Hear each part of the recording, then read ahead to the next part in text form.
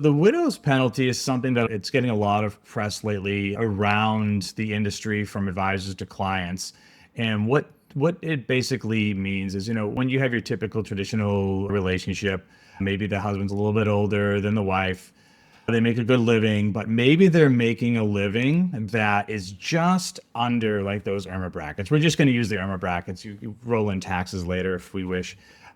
Let's say, right now it's 218,000 as a couple to hit the first IRMAA bracket. Maybe they're making 200,000, right? And the husband passes away and the wife is now left with all of that income. When that happens, her tax brackets change or tax status changes, as well as her IRMAA status changes. So now, instead of being taxed at a joint rate or looking at IRMAA brackets as a couple, she's now looking at it as someone who's single. One of the most expensive retirement planning mistakes can begin with a decision that looks completely reasonable. You complete a Roth conversion, you sell an appreciated investment, you take a larger IRA distribution. Then, 2 years later, you discover that the income from that decision has increased what you pay for Medicare Part B and Part D. That additional cost is called IRMAA, the income-related monthly adjustment amount, and it remains one of the biggest blind spots in retirement planning because IRMAA operates with a 2-year look back and a series of income cliffs. Even a small planning mistake can create a much larger Medicare bill. My guest today, Mark Annese, an IRMAA certified planner, advisor coach, and solutions architect with the Retirement Advisor Pro. Mark specializes in the intersection of Medicare cost, Social Security timing, and retirement tax strategy. He also develops planning tools that help financial advisors model how Roth conversions, filing decisions, and income timing can affect Medicare premiums and lifetime taxes. Today, we're going to explain how IRMAA works, which financial decisions can trigger it, when it may be reduced or appealed, and how retirees and their advisors can plan ahead instead of being blindsided. Mark, let's begin with the basics. What exactly is IRMAA, and why do so many otherwise well-prepared retirees discover it only after that surcharge appears? Yeah. So as you mentioned, IRMAA stands for the income related monthly adjustment amount. And basically what that is, it's means testing for Medicare based on how much money you make in retirement. So you have your Medicare based premiums, which everybody knows and everybody sees coming out of their Social Security benefit or they're paying out of their pocket. However, the lesser known gremlin, I guess, that's really popped its head up over the past couple of years is IRMAA, and that is based on your modified adjusted gross income. So if you make over a certain amount of money this year, being $109,000 for someone single, you're going to start hitting those IRMAA brackets, which increase your monthly Medicare costs simply because you're making money over those brackets. So basically what we do, or what they do, is you have two different parts of Medicare, your main parts of Medicare. You have Medicare Part B and you have your Medicare Part D. Both of them have IRMAA brackets or IRMAA surcharges that are associated with them. And they both grow at the same amount, but they are different depending on, Part B is a little bit higher and Part D is a little bit lower. And for advisors, we know you. For listeners who may not have heard about you before, can you share a little bit about yourself with us? Absolutely. So I started doing this about 12 years ago, really kind of beating the IRMAA drum before it was really a big thing. We like to use the joke that it's like trying to sell a fax machine in 1978. Like no one knew about it, no one cared.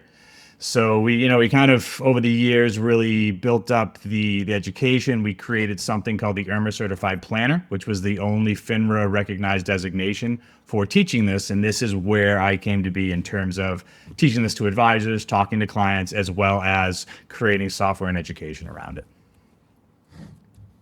I work in this space. Most of my clients are 55 and up or on the other side of retirement. So I run into this quite a bit with my clients. Walk us through the timing problem. How can income from an earlier tax year affect a retiree's Medicare costs later? Yeah, that's a great question. So most people think that an IRMAA would work like taxes, right? It's based on what just happened, but it's actually based on a 2-year look back. So what ends up happening is Social Security Administration as well as CMS look back 2 years in your tax returns to find out what happened with your modified adjusted gross income 2 years ago. So one of the cliffs that we see is someone that's retiring. We're just going to choose 65. When they retire at 65, let's say they're doing really well at the end of their career, 63 years old, they're single, making, 150,000, 200,000. And then once they retire, their income goes down.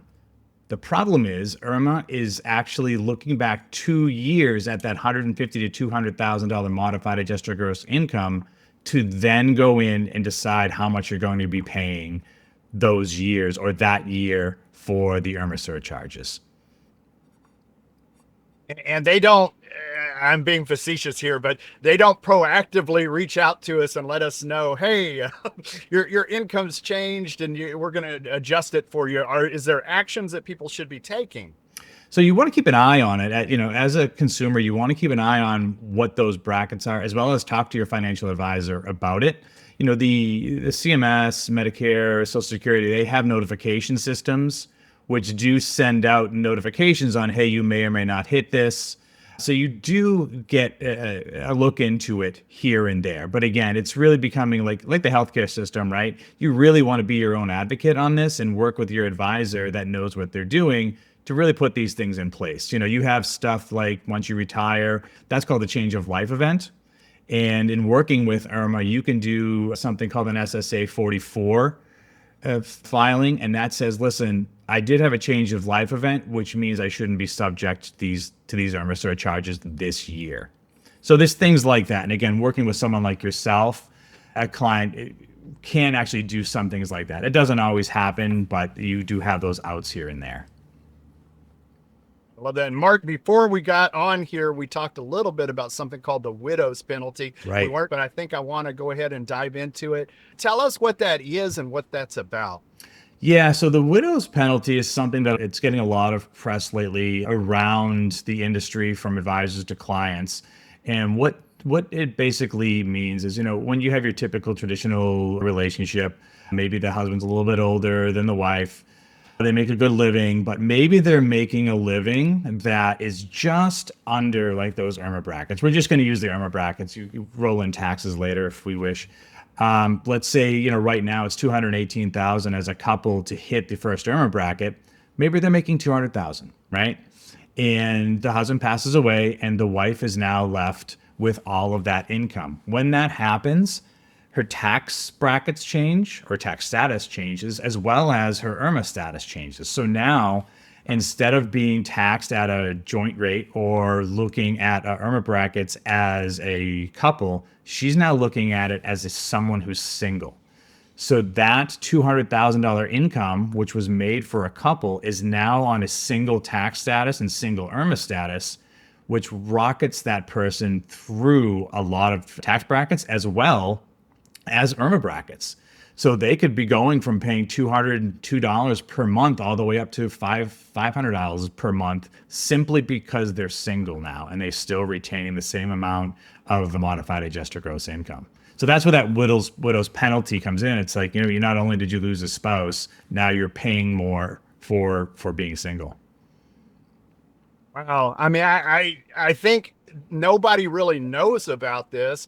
And the emotional side of this is you just lost your spouse. Absolutely. People aren't focused on, if anything, they're just starting to touch the estate and that kind of stuff and trying to work through the estate planning side of that. To have that in the back of their head that they're now a single status. And so their taxes are in a different way than they were prior to that. This thing called the widow's penalty, where it's kind of a double-edged sword, where we're seeing the IRMAA stuff jump up and their taxable rates on some of their appreciation on their investments. All of this stuff happening at once.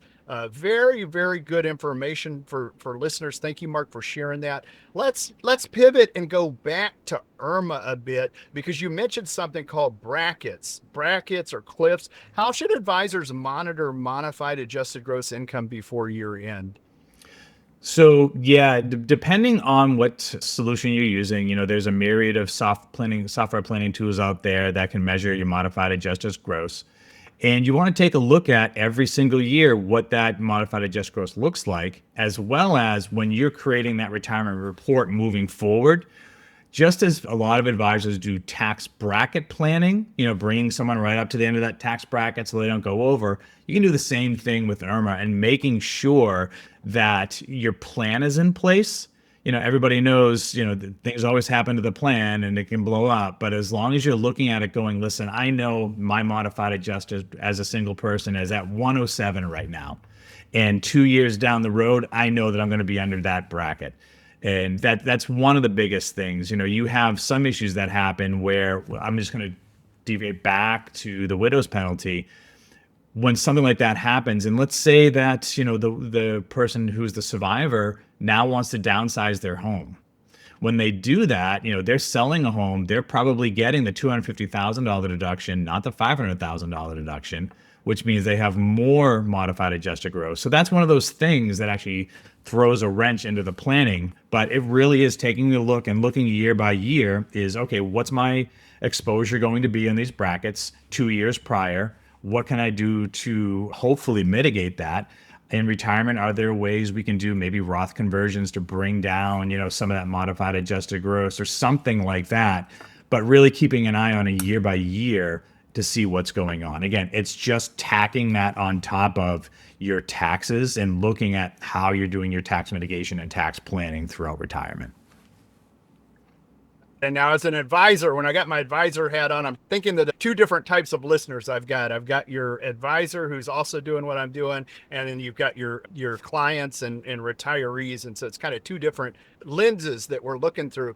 From an advisor's perspective, I always have to say, I'm not a CPA, right? That's our big compliance asterisk we put on there. Yep. On the other hand, we're using tools like Holistaplan. We are doing some savvy strategies when it comes to taxes and Roth conversions. But I think a lot of times they're just barely hitting the surface because it can get really complex for these retirees when you have deaths in the family and you're still trying to do something like a Roth conversion. How do you balance a strategically valuable Roth conversion against the possibility of higher Medicare premiums? Yeah, so that's a great question. Again, it goes back to really taking the same heuristic you apply to a tax strategy and apply that to an IRMAA strategy, because they really are kind of hand in hand. So when you look at what's going to end up happening down the road, you have these conversations back and forth. Is it better to pay taxes later on a 401k or pay them now on a Roth, right? And that's the balance you need to do with this as well. If you take that Roth conversion earlier, you spike up your modified adjusted gross for a year, then does that help you down the road using your modeling software, whatever you're using, a Holistaplan, a Retirement Advisor Pro, whatever you're using? Does that mitigate more of that modified adjusted gross down the line? And does it give you more wiggle room? Because I think one of the things we do in life with everybody is giving each other as many options as we possibly can, right? So doing some type of mitigation, again, with a Roth, for example, is just opening doors for options later on down the road. And that's, what most people actually want. Yeah, and the idea of this getting more complex sometimes the strategy works, sometimes it doesn't. Right. But being able to see it before you do it and having the options to see if it's a good option. I wanted to go back to kind of the beginning here, where one of the things that when somebody contacts Social Security about that IRMAA adjustment, what documents and estimates should someone gather before contacting Social Security about an IRMAA adjustment? Yeah, so basically, we'll go back to the form. It's called the SSA 44. And when you're going through that, that's going to ask for all the pertinent information for the particular year that you're looking for the adjustment for. What type of life-changing event was it? What are you looking for? What's the reason? And that really lays out what that documentation would be. A lot of times it will also ask for tax returns and stuff like that. The thing that happens that we found with those particular things is you are working with an agent from the Social Security Administration or office. And a lot of these things really depend on the person you're working with, right? And it depends on the amount of information they have, the knowledge they have, and what they can actually do. So I would say if you're looking to do this, typically don't make the call I would say go into the office and actually talk with someone and have them work through it. We've seen the most success with that as opposed to just making the call to the office. I love that, Mark. I'm going to try to put that in plain language for people as well. For somebody who's doing this for many years, you don't always get the right answer when you go Thank you. through Yeah, Social yeah. Security. You know, after the Paperwork Reduction Act, there was massive layoffs of Social Security. A lot of the people who had been there for 20 years or more were gone, and so if you get that feeling in the back of your head, like maybe the answer's wrong, Yeah, see if you could get somebody who's a little bit more knowledgeable about it. And get the Mark's saying going into the office, you're probably going to have a better chance of getting some really good assistance versus just luck of the draw when you call somebody there. So I love absolutely. that. I love that. We talked a little bit about the widow's penalty for a married couple. What coordination mistakes arise when one spouse retires, dies, or changes Medicare status before the other? I think the biggest mistake is not knowing that it's a thing, like not knowing it's actually there, it can happen. Again, a lot of people when they're doing step back, it's a hard conversation to have anyway, right? No one wants to have that conversation. So if you're tiptoeing into that conversation for tax reasons or, survivor benefits or with survivor estate, what happens there? When you get into that conversation and have those difficult conversations with couples, and then not realizing there's another dimension that you didn't even look at, it's really, like you said, making sure that you have this checklist of survivorship, checklist of what happens when one spouse passes away before the other, and making sure it's not a surprise. And that's one of the things that we find a lot. Again, this topic has really kind of come out full force, I'd say, over the past 5 years, right? Because the IRMAA brackets and the IRMAA surcharges are getting higher. So now people are actually starting to see the impact of I'm not going to say improper planning. I'm going to say people just didn't know it was there. And now that surprise you mentioned it earlier, Chris, that they just lost their spouse. They're in a place where they're not, and the happiest part of their life, and then they get hit with something that they didn't even know existed before. And when you look at some of the training out there, and this is not casting any shade on any training, it just hasn't been implemented. The advisors, a lot of them don't know it's a thing that's going to happen, right? And it's not on them. It's just a very difficult thing to learn. So now I would say it really is making sure getting all those ducks in a row and knowing that this thing's going to happen, so the surprise doesn't come down that line. To add on to that, one of the things that we do see, especially now with a lot of the conversations that advisors are having with clients, is, oh, we're now going to do your 65 to 90 retirement plan. And then they look at that. Well, what is that number? What's that IRMAA number that you're saying? We never talked about that. Why am I going to get a $3,000 gross Social Security benefit, but I'm only walking away with $2,000 now? No one told me about this. So it's all that whole part and parcel now of making sure that you're having the conversation at the beginning to make sure it's a known item. And then when there is that planning at end of life planning, that everybody knows that's a thing, and it's going to be worse when those tax brackets and those IRMAA brackets change status. I'm just going to piggyback on top of Mark here because the IRMAA certification so important. This topic is extremely important. When people pass away, as an advisor, you think getting through the estate planning and helping them settle and restyle accounts and stuff, okay, my job's done here. No, this is a big piece of it, and a lot of times it's just being left off of the conversation altogether. Right. In fact, it may be difficult to have that conversation when they pass. If they're pretty concise, they've got specific questions about this, and it may not be in the back of their head, and so you're kind of competing with their time, their morning, but it's an important conversation. You want to get them in. You've got a window of time to help them with these strategies. And so super duper important what Mark is saying here. Mark, I'm going to pivot just one more time here and go back to income events. Which income events most often push someone into a higher IRMAA tier? Roth conversion, capital gains, RMDs, pension income, property sales, or something else that we haven't thought about? Yeah. So, we can start with the bracket, right? The bracket is retirement and end of life. So those two are the largest income events, right? In between those, now depending on what you have for assets, we look at, your IRA millionaires, they're going to get hammered with IRMAA because once those RMDs start kicking in, that's typically when we see the IRMAA impact is right around that, 73, 75 years old when it has those 2-year look back because you're not controlling that. You can take out more than your RMDs, but you don't want to do that. You're basically at the will of whatever the government says you're going to be taking out of that. So that's one of those big income events. Another big income event is sale of a business, right? So if you're selling a business and let's say you're retiring at 65, you sell it at 63, you have a 5-year payout. Well, you're going to be looking at what the tax consequences as well as the IRMAA consequences on that. Little while later on in life, you may be doing a decumulation, like maybe you're getting rid of a second home. You're not getting a deduction on that second home. So that whole sale goes right into your modified adjusted gross. Maybe you're doing a downsize. That's another thing where you're going to have a tax ramification as well as an IRMAA ramification on that. So it's really those big buckets that are being emptied along the way is where you see the biggest issues. Well, I'm taking notes here. This is all real life stuff that happens. End of life, we know about that one, but the sale of a business, these are things when people are kind of stepping away, right? So they're selling their business, Yep. selling their house.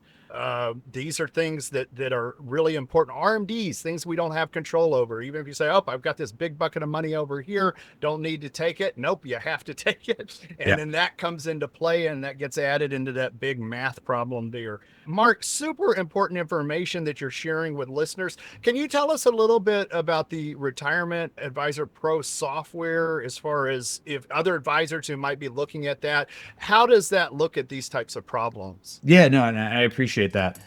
So we ended up building the software about 8 years ago. Again, way too far ahead of the curve. And over the past year, it's really come in more holistic planning. So it does earn our Social Security, the whole retirement planning, but it presents it in a way where it's easy for an advisor to input, easy for an advisor to understand, which that key means it's easier for them to explain to a client. And the client can actually see right on screen what they're looking at without having to have 7 different applications. It's just one application that does everything, including presentation, which makes the advisor's job easier and puts the client at ease. And that's the biggest thing that we've found is our advisors coming back saying the clients get it. It's a super simple story to tell. They understand it, and it's easy for us to walk through. My experience with all the software platforms that I'm using is that's probably the most important piece of it is to be able to translate it, turn around and explain it in such a way that it doesn't have 50 million moving parts, right? Right. That the client gets it. So that's definitely for other advisors looking for solutions for these problems, the Roth conversions, the IRMAA, where we're at on that, worth taking a look at for sure. Mark, we are approaching the end of the show here. What have I forgot to ask you that you'd like to share with our listeners today? Yeah, no, I think for the listeners, I would say that really talk to your advisor, really start asking these questions, get a little bit educated on these different pieces and different life phases, and then work with your advisor for that. They're advisors for a reason. You're an advisor for a reason. You do a great job. You're very, successful with your clients. Is have the conversations and have the hard conversations. Again, that end of life conversation is a very difficult one. But knowing how to plan then is going to save a lot of pain when you get there. Great place to leave the show today on that note. Mark, for listeners who'd like to find out more about you, where should we go to find out more? Yeah, so you can either go to www.retirementadvisorpro.com or you can send an email to sales@retirementadvisorpro.com. I love it. I love it. Mark, thanks so much for sharing this information with listeners. Have a good rest of the day there. Chris, thank you very much. Have a great one. Thank you. And you as well.